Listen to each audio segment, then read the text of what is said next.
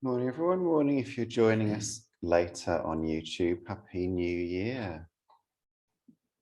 No one on Zoom this morning. Obviously, all partying until late last night. So there's 4 of us in the shrine room this morning, and Dave is going to read a Dharma glimpse for us to get things going.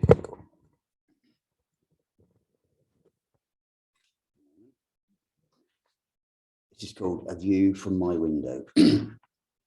Nugget. Wisdom is to never stop taking a wide view of things. Our vision could widen to include the whole world. I spend much time looking out of the window of our dome home. Over the 10 years of looking, it has been teaching me to take a wide view of things that I could see out of only one window. When I look out of the large slanted window in the loft, I see only the sky and some passing clouds during the day. At night, the stars shine in and the moon, when it's out, shines through and seems to be circling around the dome. If I just spent my time looking out of this one window, in my narrow egocentric view, I would insist that the world just consisted of the sky, clouds, sun and stars. But on the main floor of the dome, we have 2 narrow rectangular windows that are close to the floor. Looking out of these windows gives me a view of fields of prairie grasses. From this view, I could say these grasses mixed in with a few wildflowers made up the world. PBS TV has a motto: watching PBS is like having a window onto the world, i.e. their shows can give one a wider view of the world. But as demonstrated above, it can also narrow one's view and make me believe that what I see out of one window is a true picture of reality. Stepping outside, I can see how all these separate views are all connected. It's teaching me to come from a wider view in the mind. I am learning that taking a wider view is really to cultivate a beginner's mind. It also demonstrates that I really don't know on the surface what anything means. And if I think I do, I am coming from ignorance. Truth reveals itself when we take a wider view than just seeing out of one window.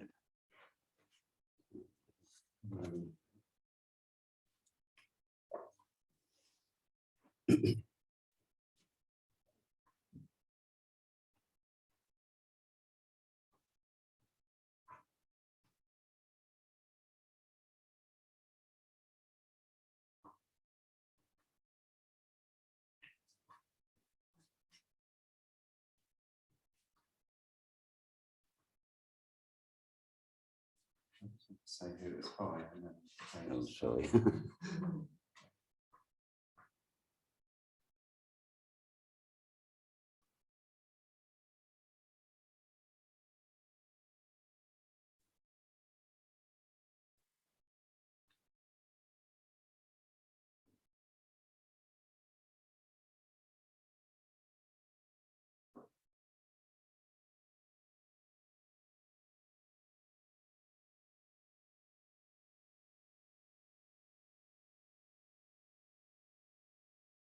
well, Someone in America. it's from this book, and I will put I'll put the name of the glimpse and the person that wrote it in the video description. So we'll just have some time sitting quietly together.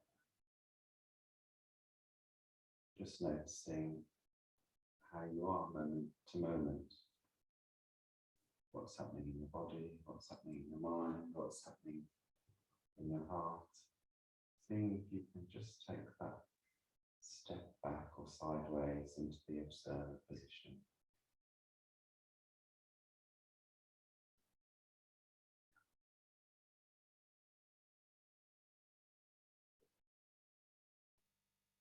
And if not, just seeing that the Buddha's eyes are looking kindly upon us.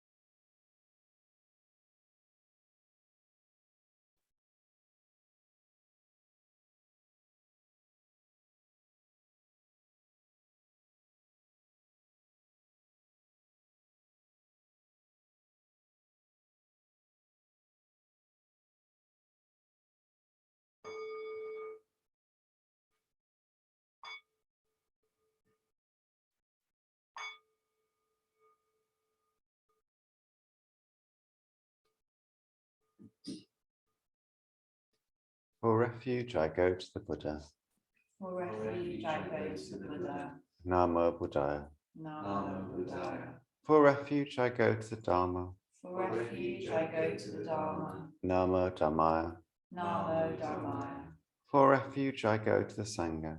For refuge, I go to the Sangha. Namo Sanghaya. Namo Sanghaya. With faith in the three jewels, With faith in the three jewels, I pray that I may not take life. I pray that I may not take life. With faith in the three jewels, With faith in the three jewels, I pray that I may not steal. I pray that I may not steal. With faith in the three jewels, With faith in the three jewels, I pray that I may not fall into sexual misconduct. I pray that I may not fall into sexual misconduct. With faith in the three jewels, With faith in the three jewels, I pray that I may not fall into wrong speech. I pray that I may not fall into wrong speech. With faith in the three jewels, With faith in the three jewels, I pray that I may avoid intoxication. I pray that I may avoid intoxication. No blame. No blame. Be kind. Be kind. Love everything. Love everything. Innumerable are sentient beings. We vow to save them all. Inexhaustible are deluded passions. We vow to transform them all. Immeasurable are the Dharma teachings. We vow to master them all. Infinite is the Buddha's way. We vow to fulfill it completely.